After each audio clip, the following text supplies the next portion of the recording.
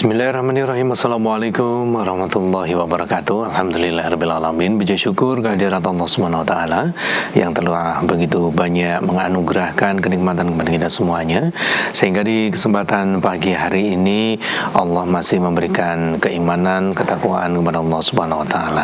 Di edisi hari ini Fajar Hidayah hadir kembali menjumpai Anda bersama saya Ahmad Fauzan, dan tentunya menghadirkan narasumber Ustadz Suprapto dari Pondok Pesantren MTA Mojo Gedang Karanganyar. Langsung saja kita sapa beliau.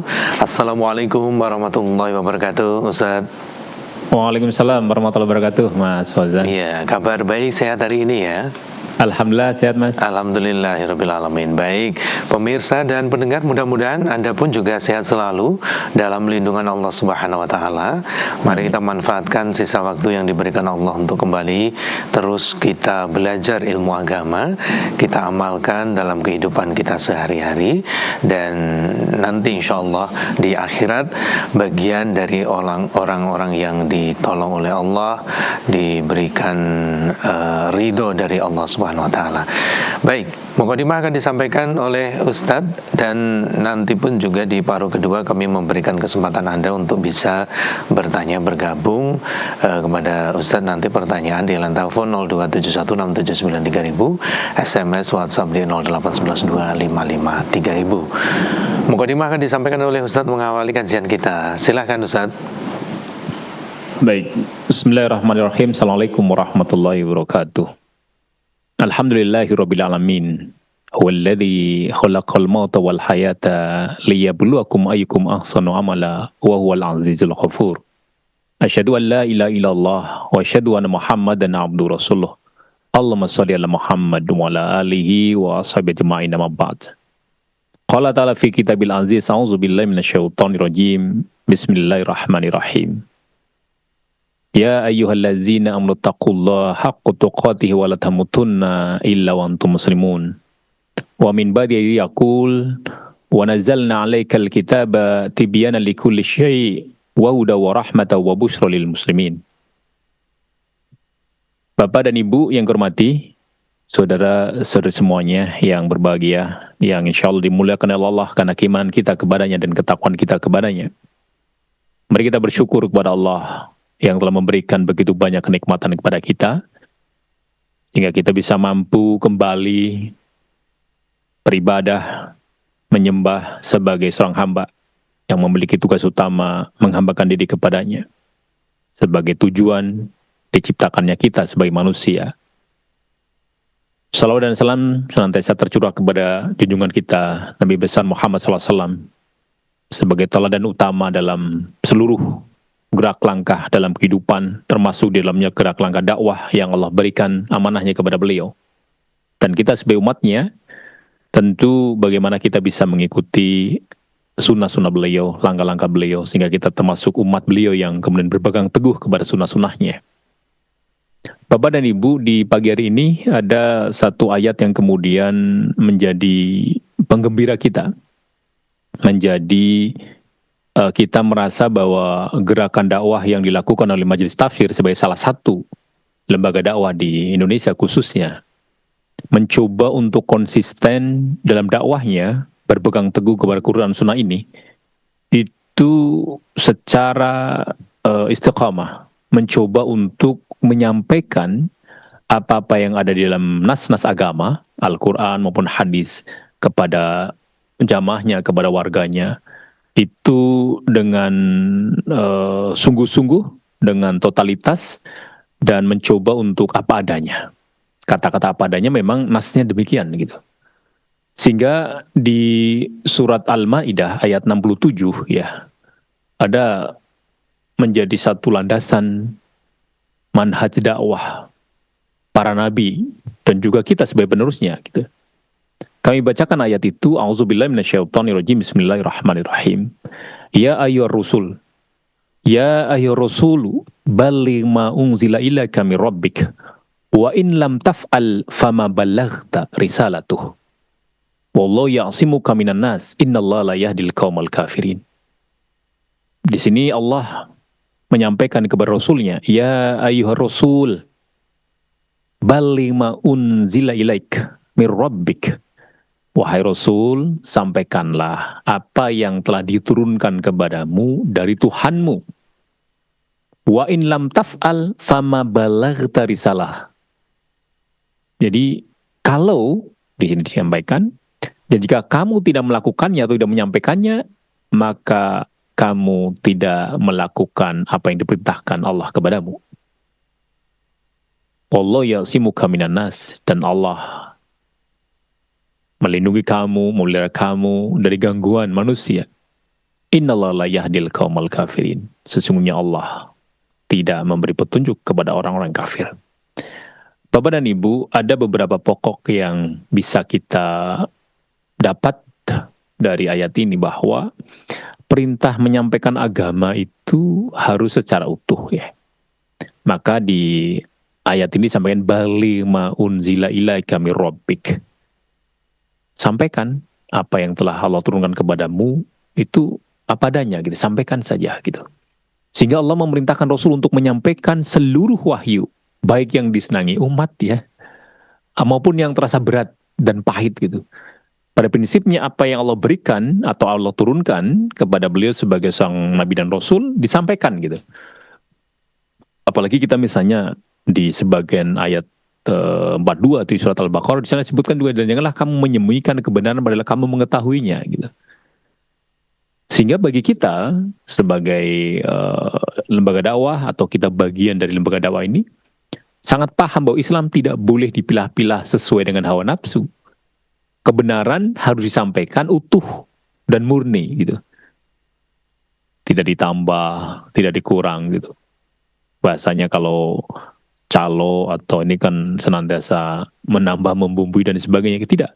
Sebagai seorang dai, sebagai sebuah lembaga dakwah yang kita belajar di dalam lembaga dakwah ini, melihat bahwa konsistensi itu luar biasa. Allah memberikan penguatan, memberikan kekuatan kepada majelis ini untuk bagaimana menyampaikan agama dari dasarnya itu, ya ini, gitu. Ini dasarnya gitu. Kalau mau mengiman ya silakan, kalau memang tidak ya silakan gitu. Karena kebenaran itu datang dari Tuhan kamu. Maka jangan kamu termasuk orang-orang yang ragu gitu.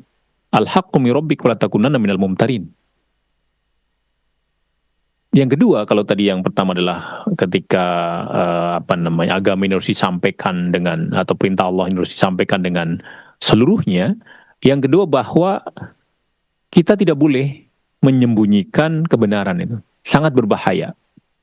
Kalau kebenaran ini disembunyikan, ini tentu kita berarti menyembunyikan satu bagian agama, sama dengan apa? Mengkhianati amanah. Sama dengan kita merusak misi dakwah gitu. Dakwah yang dikompromikan ini akan kehilangan ruh keberkahannya. Kenapa? Karena sesungguhnya orang yang menyembunyikan apa yang kami turunkan, mereka akan dilaknat oleh Allah. Sebenarnya tersebut di Al-Baqarah ya 159 itu.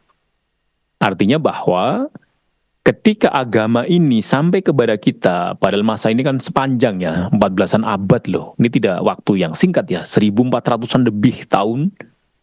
Tetapi agama ini masih tetap dijaga Allah, Quran Sunnah ini tetap dijaga oleh Allah melalui umat Islam yang kemudian konsisten, istiqamah untuk senantiasa berpegang teguh kepadanya.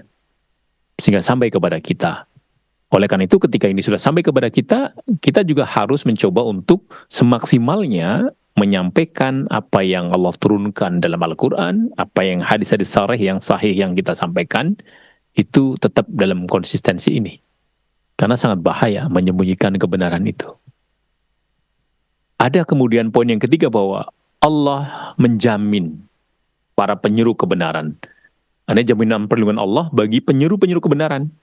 Para duat, para da'i, guru-guru kita, insya Allah menjamin selama beliau-beliau senantiasa konsisten, istiqomah dalam dakwahnya, menyeru manusia kepada Quran Sunnah ini maka kita betul-betul sangat luar biasa bersyukur. Bagaimana ustadz-ustadz kita, guru-guru kita itu menyampaikan pelajaran kepada kita itu dengan konsisten.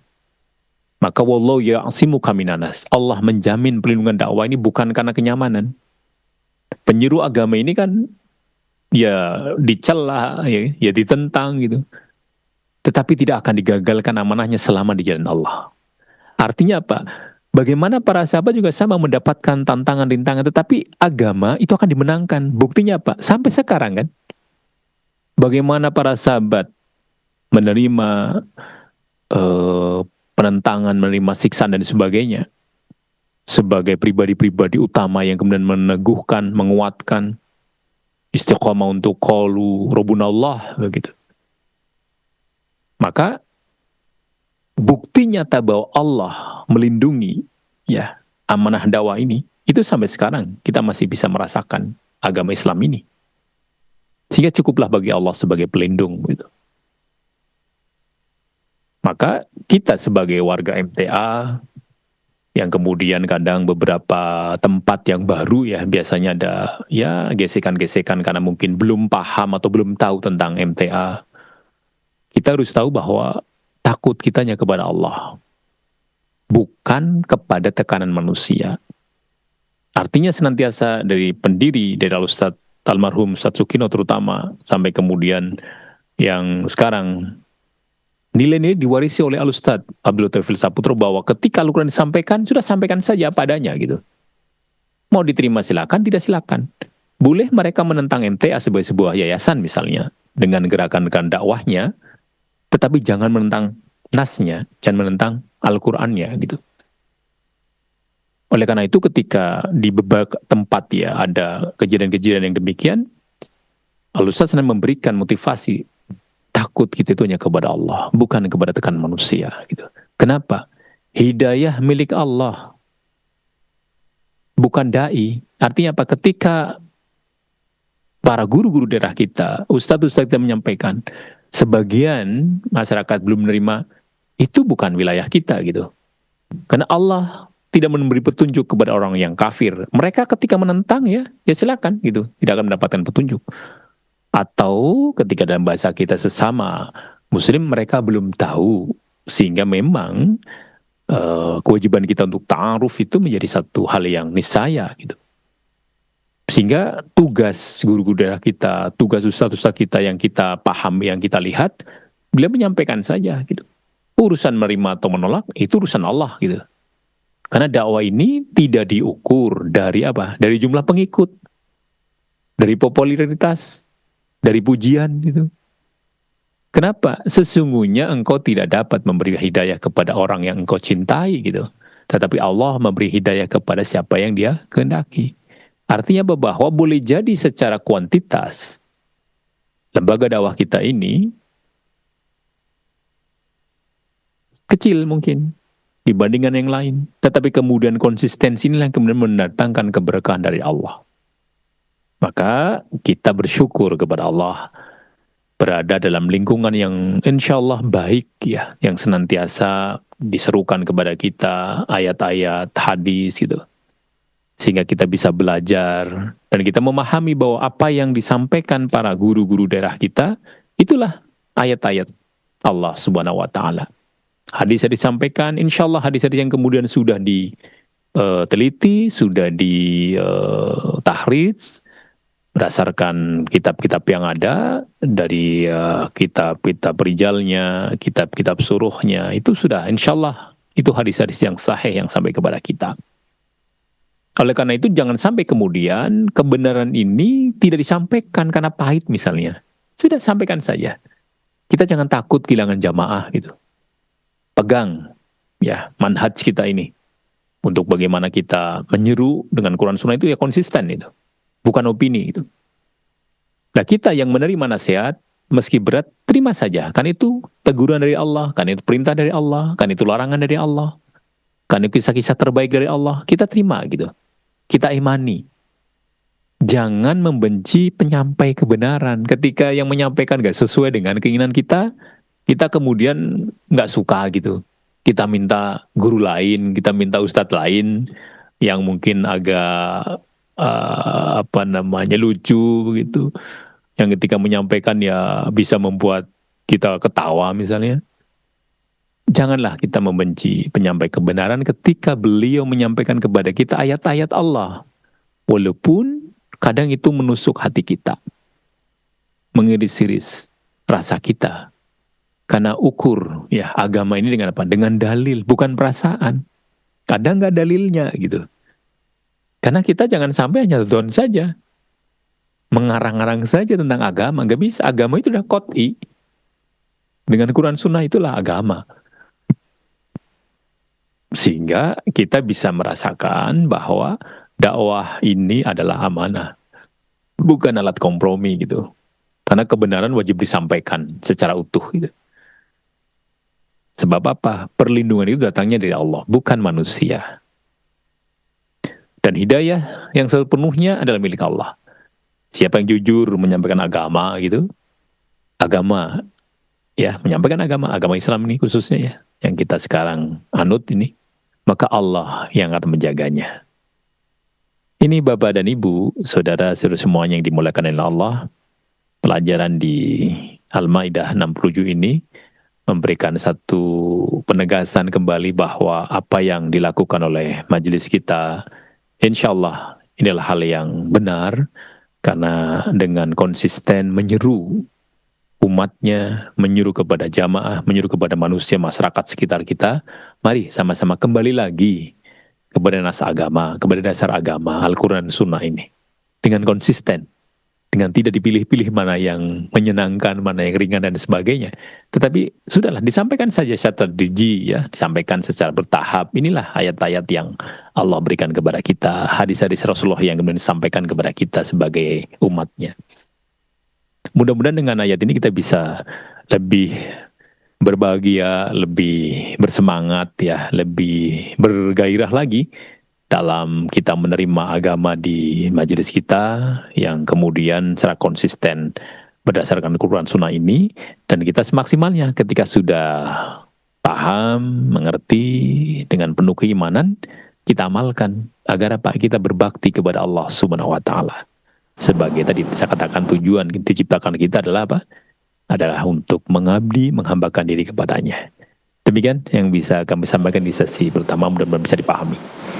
Iya, baik, terima kasih Ustaz. Durian awal sudah disampaikan, kita jeda terlebih dahulu. Selepas pesan berikut kami akan hadir kembali menjumpai Anda dalam program Fajar Hidayah. Ya, baik, terima kasih bagi Anda yang masih selalu setia bersama kami dalam program Fajar Hidayah. Kita akan lanjutkan kembali kebersamaan kita. Paruh kedua tentunya memberikan kesempatan bagi Anda untuk bisa bertanya langsung di line telepon 02716793000, SMS, WhatsApp, dan juga di telepon WhatsApp 08112553000. Baik, seperti yang satu ini di line telepon sudah ada saudara kita yang bergabung. Ustaz, coba kita terima. Assalamualaikum warahmatullahi wabarakatuh. Waalaikumsalam warahmatullahi wabarakatuh. Ya, dengan Bapak siapa di mana? Dengan Yahya di Kalimantan Barat. Baik, silahkan Pak Yahya, Kalimantan Barat. Assalamualaikum Pak Ustaz. Waalaikumsalam warahmatullahi wabarakatuh, Pak Yahya.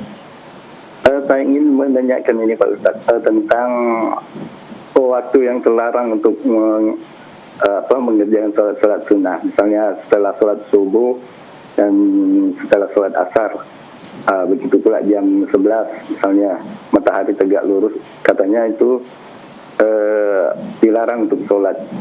Bagaimana kalau kita masuk ke masjid, apakah larangan itu juga berlaku Pak Ustaz? Itu yang pertama. Terus yang kedua, ada seseorang misalnya dalam mencari pengusaha lah, misalnya berusaha misalnya dengan cara yang tidak halal, tapi dia mampu dengan hasilnya itu dia mampu pergi umrah berkali-kali, terus setelah pulang umrah membawa oleh-oleh terus dibagikan ya dengan saya Pak Ustaz. Apakah oleh-oleh itu boleh saya makan Pak Ustaz? Atas jawabannya saya ucapkan terima kasih. Assalamualaikum warahmatullahi wabarakatuh. Waalaikumsalam warahmatullahi wabarakatuh. Baik Pak Yahya ya. Nah, mungkin yang mudah saja dulu, yang menyenangkan dikasih snack atau oleh-oleh ya. Jadi begini Bapak, kita itu misalnya melihat seseorang itu tidak bisa tepat ya, presisi. Tadi misalnya ketika seseorang itu umroh misalnya, kita mengasumsikan dari harta yang tidak halal atau ribawi misalnya. Dalam posisi ini kita ketika kemudian umroh, satu apakah umrohnya diterima gitu. Itu wilayah Allah. Karena kita tidak tahu mana-mana yang kemudian harta yang dipakai dan sebagainya, itu kan hal-hal yang sifatnya bukan wilayah kita. Yang kedua ketika kita sebagai tetangga atau mungkin rekan sekerja gitu, dan kita mendapatkan oleh-oleh, ya kita sama berhusnuzon bahwa itu diberikan kepada orang Islam ya, Muslim yang telah melakukan umroh, kemudian menyambut kita, ya kita terima tidak mengapa. Jadi kita kan, sebentar ini kamu beli ini dari uang yang kemarin korupsi di Cina apa tidak? Kan tidak begitu gitu. Artinya ini menjaga satu bentuk bahwa kita sebagai manusia tidak bisa menghukumi orang lain dengan benar, dengan presisi maksud kami, sebagaimana Allah yang Maha tahu begitu. Sehingga silakan saja kalau mau diterima misalnya. Kan nggak mungkin kan oleh-olehnya kemudian Mercy atau mungkin BMW misalnya. Ya paling kurma atau apa kan. Jadi insya Allah hal-hal yang kemudian orang akan tahu bahwa kalau saya memberi sesuatu ya kalau bisa yang baik. Itu juga orang akan merasakan itu apalagi habis umroh ya. Dan boleh jadi mungkin sebagai dasar untuk kemudian bertobat dari hal-hal yang boleh jadi lebih banyak kita lihat secara zahirnya banyak maksiatnya misalnya begitu. Sehingga boleh saja silakan. Yang kedua, kaitannya dengan waktu-waktu yang dilarang ya. Tadi memang kalau kita lihat berdasarkan beberapa pelajaran yang sudah sampai kepada kita, paling tidak ada 5 waktu paling tidak. Sholat subuh misalnya sampai matahari terbit sempurna, sebagaimana di Muslim juga sama ya, tidak ada sholat setelah subuh sampai matahari terbit misalnya. Kemudian saat matahari terbit hingga naik gitu, pas terbitnya itu. Jadi ketika matahari sedang terbit, ya, ini juga kita tidak boleh ini. Kemudian ketika matahari tepat di tengah-tengah kita atau istiwa ya, pas tegak lurus dengan kepala kita. Ini berarti beberapa menit sebelum duhur ya, sebelum zawal, sebelum bergeser ke barat. Karena Rasulullah melarang sholat ketika matahari tepat di tengah langit hingga condong atau zawal. Ini juga di Muslim ada. Kemudian yang keempat, sholat setelah asar sampai matahari terbenam ya. Karena tidak ada sholat setelah asar sampai matahari terbenam.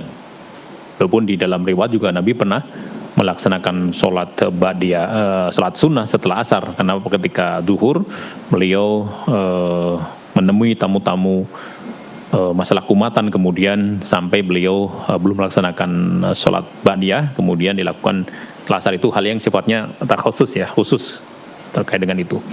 Kemudian kelima saat matahari terbenam sampai hilang sempurna. Hingga ini termasuk waktu yang terlarang gitu. Sehingga pertanyaan anehnya 5 ini waktu-waktu yang terlarang untuk sholat. Dan pertanyaan apakah ketika di masjid itu berlaku gitu? Ya ini kan tidak menyebutkan, kecuali di masjid kan tidak. Artinya walaupun kita di masjid misalnya, ketika subuh, habis subuh ya misalnya ini dari subuh, ya kita nggak ada sholat sunnah gitu. Sampai nanti syuruk, sampai nanti terbit matahari untuk kita melakukan sholat. Atau ketika kita sebelum zuhur ya, kita misalnya duhur misalnya jam 11.30 misalnya. Lah, 11.25 sampai 11.30 itu biasanya waktu sebelum zawal, waktu istiwa. Ya kita hindari itu. Sekarang insya Allah mudah untuk kita melihat waktu-waktu sholat. Tadi misalnya kita habis asar sama. Walaupun kita di masjid, ya seyogianya kita tidak. Gitu. Artinya kita jangan sampai kemudian ketika di sana ada larangan, kita mengklaim karena senang atau semangatnya sholat sehingga malah ada waktu yang dilarang kita langgar gitu. Itu bentuk pelanggaran juga gitu. Maka kita berharap apa yang sudah kita tahu ini ketika tidak ada penyebutan secara jelas di dalamnya misalnya kecuali di masjid misalnya, ya tetap kita menghindari larangan-larangan ini. Demikian Bapak Yahya yang mudah-mudahan bisa dipahami. Ya. Baik, kemudian coba kita bacakan pertanyaan di WhatsApp. Ustaz datang dari Supriyono yang ada di Batam. Ustaz, bagaimana hukumnya? Yang pertama, orang tua pernah hutang sama anak, tidak seberapa karena berjalannya waktu atau lama sama-sama lupa dan orang tua meninggal, apakah tetap dianggap hutang dan juga bila terjadi sebaliknya. Kemudian yang kedua, kalau suami istri kadang-kadang tidak seberapa bilang pinjam, apakah ini juga dianggap hutang seperti halnya dengan orang lain? Mohon penjelasannya, Ustaz. Baik, terkait hutang dan tidak hutang atau pinjam dan juga minta itu sesuai akadnya, lafadz yang keluar. Misalnya kita mengatakan saya pinjam ya memang pinjam gitu.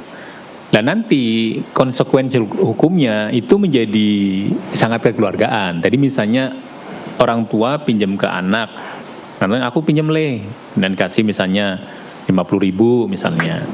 Kemudian sama-sama lupa meninggal. Kita sebagai anak ketika ingat, sudah, kita jahat banget kalau kemudian tidak mengikhlaskan gitu.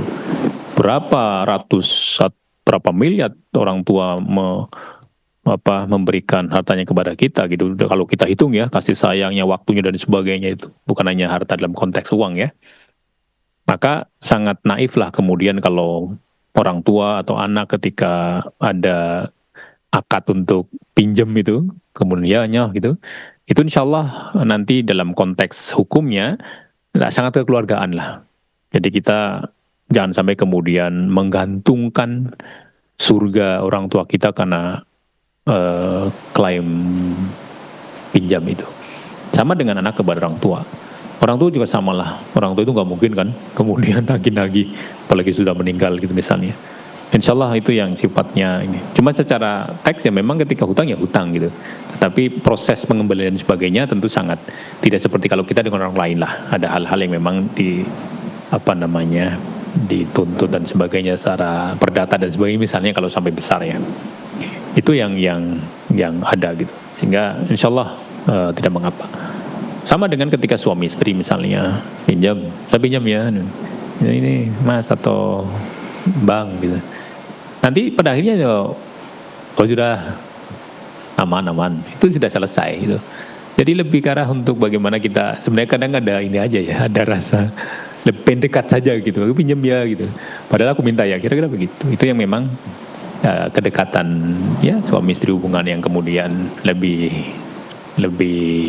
membahagiakan lah.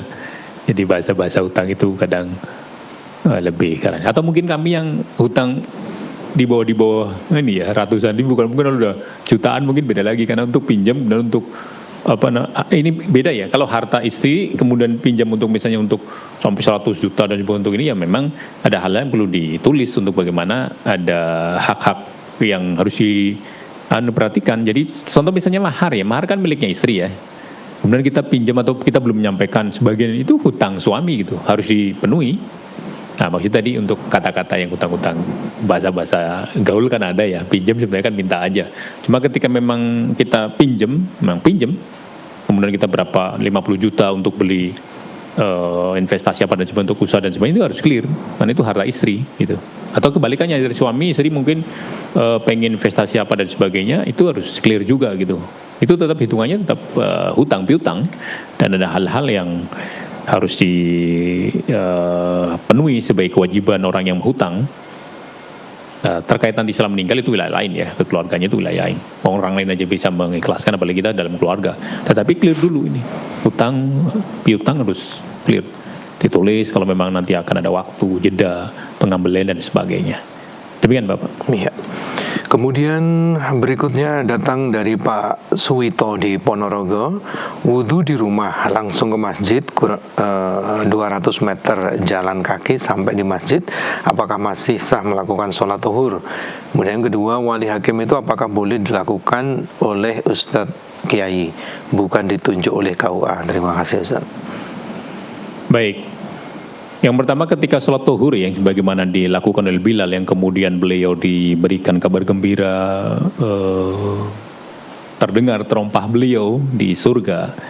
Ternyata beliau menyampaikan amalan yang secara konsisten, secara istiqomah dilakukan ketika setelah wudu beliau salat sunnah 2 rakaat yang kemudian disebut dengan salat tohur. Lah permasalahannya apakah kemudian ketika kita wudunya di rumah, kemudian kita ke masjid jaraknya 200 meter misalnya gini, kemudian kita sholat, apakah itu termasuk sholat tohur? Selama kita habis wudu belum ada jeda sholat yang lain, misalnya sholatin begini, habis wudu kemudian kita meniatkan qobliyah misalnya, ya karena kan udah adzan misalnya, kita sampai ke masjid, nanti sana juga untuk sholat wajibnya, itu sudah beda. Selama tidak ada jeda sholat, begitu habis wudu, kemudian kita misalnya jalan 200 meter, 300 meter, 500 meter, yang penting kita wudu di rumah, kemudian akan sholatnya di masjid misalnya, silakan sholat dulu, tohur, silakan. Atau paling mudah, begitu wudu di rumah, sholat tohur di rumah.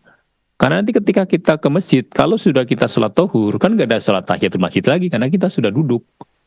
Kita ada lagi kemudian sholat qobliyah, kan begitu. Itu pilihan. Yang penting kami sampaikan bahwa itu masuk dalam kategori silakan sebagai sholat tohur. Itu boleh. Jadi belum ada jeda sholat di antara wudu dan setelahnya. Itu yang yang pertama. Dan yang kedua tadi Pak Mas Faizan? Tentang wali hakim itu apakah boleh dilakukan? Iya, jadi memang sebenarnya wali hakim itu kan mesti biar ada satu catatan ya. Catatan pernikahan ya, untuk menghindari fitnah sebenarnya. Karena kalau dalam komunitas-komunitas tertentu kemudian semua ustadz bisa menjadi wali hakim, itu nanti orang akan menjadi ini sudah nikah apa belum dan sebagainya begitu. Sehingga memang yang paling pas wali hakim itu ada penunjukan dari yang memiliki otoritas di negara kita. Mesti KUA misalnya kan, atau mungkin nanti dengan pengadilan agama itu. Karena kan proses-proses nikah itu tidak sesederhana pokoknya ada ijab kabul kan. Konsekuensi pasca pernikahan kan banyak gitu. Nanti terkait dengan mahram dan sebagainya banyak ya. Itu yang kemudian tidak mudah untuk kita langsung berarti Ustadz sebagai wali hakim. Kecuali beberapa kasus tertentu yang memang sama-sama dalam masyarakat sekitar situ atau mungkin satu jamaah tertentu yang memang sudah sangat paham bahwa beliau sebagai ustadznya, kiainya, kemudian masyarakat sekitar tahu dia si A si B karena kasus tertentu bisa saja ada penunjukan itu dari ustadz. Cuma ini sangat dikurangi ya, karena nanti menimbulkan banyak kasus-kasus yang terjadi setelahnya. Tapi kalau sudah lewat pengadilan agama maupun dari KUA, itu sudah insya Allah secara hukum kedua mempelai itu sudah memiliki pegangan legal yang kuat lah. Walaupun tadi secara agama boleh jadi sudah pas ya, ketika syarat-syarat rukunnya sudah terpenuhi, kemudian wali hakim ini sebagai ustadz menunjuk si A misalnya. Karena ini harus clear tadi saya katakan. Biasanya kan misalnya mungkin karena ada wanita yang kemudian lahir dari hasil hubungan yang terlarang dan sebagainya kan, itu kan dia nggak punya ya kan, harus dengan wali hakim itu. Dia tidak punya ayahnya sebagai walinya kan nggak bisa karena belum sah sebagai suami dari ibunya. Ini Bapak yang bisa kami sampaikan. Jadi akan sangat pas sebenarnya adalah dari lembaga-lembaga di Indonesia yang memang diberi otoritas, baik pengadilan agama maupun dari KUA. Demikian. Ya, kemudian berikutnya, Ustaz, bagaimana mengenali seseorang itu fasik atau tidak? Apa ciri-ciri orang dikatakan fasik, Ustaz? Kita memang tidak bisa serta-merta memberikan penilaian. Cuman kan Allah memberikan satu firman-Nya bahwa orang-orang yang kemudian memutus apa-apa yang diperintahkan Allah menyambung, itu termasuk perilaku yang fasik. Sehingga dalam agama fasik itu kan sebenarnya keluar kan, fasako itu kan keluar itu. Misalnya kurma, biji keluar dari kurma itu, biji kurma itu fasak. Lah fasik itu berarti keluar dari ketaatan kepada Allah. Banyak melakukan maksiat itu fasik, meninggalkan sholat itu fasik. Ya. Hari meninggalkan sholat berarti tadi ngenden-ngenden ya, kemudian bolong-bolong begitu. Dia tidak keluar dari Islam, tetapi merusak imannya dengan perbuatan-perbuatan maksiatnya gitu. dia senantiasa berbuat salah gitu, atau walaupun dosa-dosa kecil, tidak mau bertobat, itu termasuk fasik. Sehingga kalau kita misalnya membaca ayat ya, kalau kita boleh sampaikan misalnya di Al-Baqarah 27, di sana disebutkan allazina yanquduna ahdallahi min ba'di mitsaqi wa yaqta'una ma amarallahu bihi ayyusalla wa yufsiduna fil ardi ulaika humul khasirun. Ini penjelasan fasik di ayat 26-nya. Ilal fasiqin, kemudian alladzina yanquduna ahdallah. Artinya orang fasik itu pokoknya adalah orang yang banyak berbuat maksiat. Itu termasuk fasik. Ya. Tapi tidak keluar dari keislamannya. Demikian. Baik, di line telepon coba kita terima kembali. Selanjutnya ada siapa? Assalamualaikum warahmatullahi wabarakatuh. Halo, assalamualaikum. Waalaikumsalam warahmatullahi wabarakatuh. Dengan siapa? Di mana?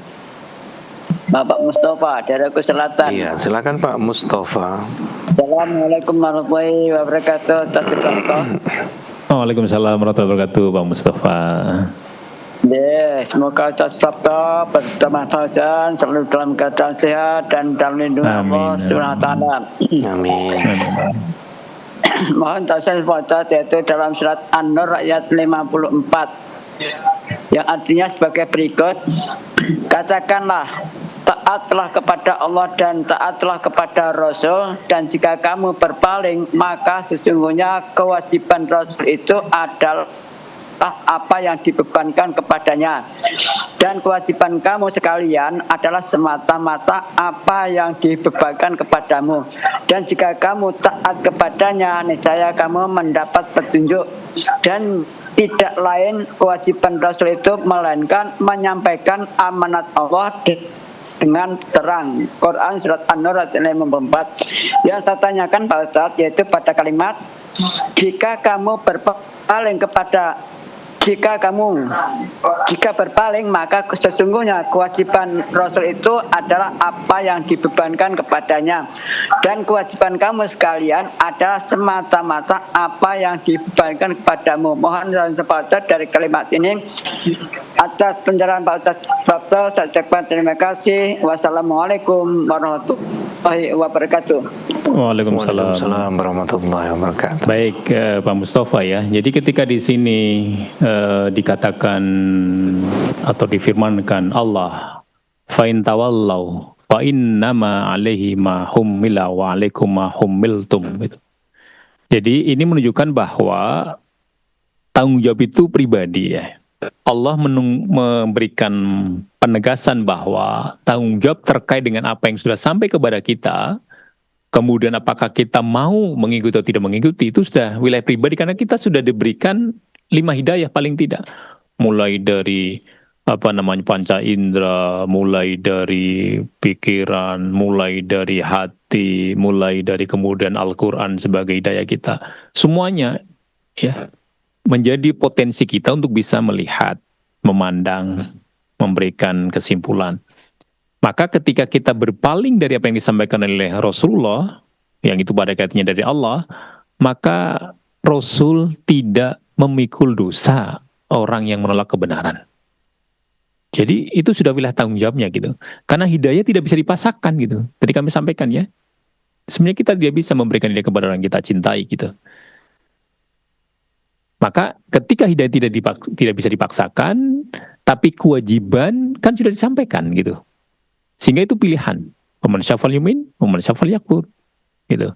Tetapi Rasul sebagai pembawa risalah tidak bertanggung jawab dengan sikap atau respon orang yang didakwai gitu. Yang mau Islam, silakan. Yang memang menolak, ya silakan. Tetapi Rasulullah menyampaikan, karena Allah memberikan amanah untuk menyampaikan, maka disampaikan gitu. Kenapa?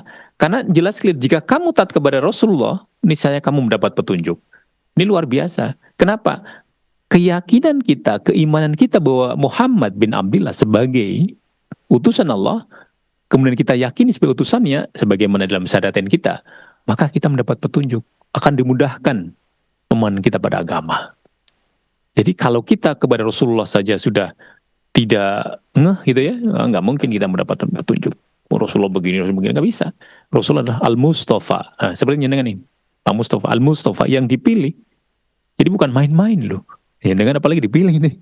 Ya. Maka kalau tadi pertanyaan tadi bahwa itu tanggung jawab pribadi orang per orang. Misalnya sekarang lah kita, guru daerah datang ke kita atau lewat radio, TV, Al-Ustadz menyampaikan kepada kita begini-begini. Sudah kan ada yang mengikuti dan yang tidak. Gitu. Yang tidak mengikuti bukan tanggung jawabnya orang yang menyampaikan. Gitu. Itu tanggung jawabnya pribadi. Demikian Pak Mustam, mudah-mudahan bisa dipahami. Ya. Baik Ustaz, tidak terasa kita sudah berada di akhir jumpa kita pagi hari ini. Sebagai penutupnya bisa disampaikan, silakan Ustaz. Baik, kami juga menyambung tadi yang disampaikan Pak Mustafa bahwa apa yang disampaikan tema kita juga hampir sama, bahwa dakwah adalah amanah, bukan alat kompromi. Ketika dakwah disampaikan, ada yang menerima, ada yang menolak, itu konsekuensi logis. Tetapi seorang dai, ustadz-ustadz kita, guru-guru daerah kita yang sampai kepada kita menyampaikan sesuatu dan kita menolak atau kita menerima, itu sudah wilayah kita gitu. Bukan tanggung jawab dai, bukan tanggung jawab guru-guru daerah kita. Yang penting guru daerah, apa yang disampaikan adalah ayat, sampaikan hadis, sudah disampaikan saja. Kenapa? Karena kebenaran itu wajib disampaikan secara utuh. Kenapa? Kalaupun nanti kita sampaikan ada penentangan, penolakan, bukankah kemudian perlindungan datang dari Allah, bukan dari manusia? Wallahu ya'simuka minan nas. Allah yang nanti akan menjagamu dari manusia. Para dai, ya, kemudian ketika mereka mendapatkan penolakan, penentangan dan sebagainya, sampai nanti misalnya ada yang Allah panggil, itu dalam rangka apa? Keistiqomahannya untuk menyampaikan kebenaran yang sesungguhnya gitu. Sehingga hidayah sesungguhnya milik Allah. Siapa yang jujur menyampaikan agama, Allah yang akan menjaganya. Sehingga kita sebagai orang-orang yang beriman harus berani menyampaikan dalam kebenaran. Istiqomah di atas manhaj ini. Kembali kepada Quran Sunnah. Tetap kita ikhlas dalam berdakwah gitu. Sehingga apa yang dilakukan di majelis kita insya Allah, dan seluruh guru-guru daerah yang datang ke daerah-daerah, guru-guru daerah yang membina di berbagai daerah, itu dengan tujuan yang sama. Bagaimana para dai atau duats ini, para penyeru agama ini, menyeru manusia untuk mari kembali kepada Quran Sunnah. Qurannya demikian, ayatnya dibacakan, silakan dibaca. Makanya di MTA kan pengajiannya unik itu. Bawa tas ya, kemudian di dalamnya ada Quran, buku catatan, alat tulis itu. Sehingga ketika ustadznya menyampaikan, coba silakan dibuka, misalnya Al-Maidah 67, tentang bagaimana menyampaikan kebenaran harus total gitu, sebagai seorang dai, sebagai seorang pendakwah gitu, dibuka itu, oh ya coba diartikan, itulah ayatnya gitu. Itu alhamdulillah kita belajar bersama, dan mudah-mudahan Allah senantiasa memberikan keistiqomahan kepada kita, senantiasa menguatkan kita, senantiasa memberikan rasa tenang dalam hati kita ketika kita sudah mampu dengan izin Allah dan pertolongannya menyembah, menghambakan diri kepadanya. Sehingga saya katakan tadi, apapun yang kita lakukan dari hari ke hari sebenarnya adalah bagaimana kita sedang berbekal untuk menuju Rob kita, tempat kembali kita, kampung damai kita, kampung abadi kita, yang kemudian di dunia inilah tempat kita untuk berbekal untuk perjalanan panjang kita besok, memberikan pertanggungjawabkan dengan amanah kehidupan ini. Mudah-mudahan Bapak Ibu semuanya bisa memahami apa yang kami sampaikan, dan kita senantiasa menjadi orang-orang yang taat, tunduk patuh kepada Allah dan Rasulnya. Mudah-mudahan bisa dipahami. Assalamualaikum warahmatullahi wabarakatuh. Waalaikumsalam warahmatullahi wabarakatuh. Kami ucapkan banyak terima kasih Ustadz untuk tausiahnya pagi hari ini. InsyaAllah di waktu mendatang bisa kita lanjutkan kembali. Pemirsa dan pendengar dimanapun Anda berada, demikian tadi Fajar Hidayah. Mari kita akhiri. Alhamdulillahirrahmanirrahim. Subhanakallahumma bihamdika asyhadu an la ilaha illa anta astaghfiruka wa atubu ilaik. Billahi taufiq wal hidayah. Wassalamualaikum warahmatullahi wabarakatuh.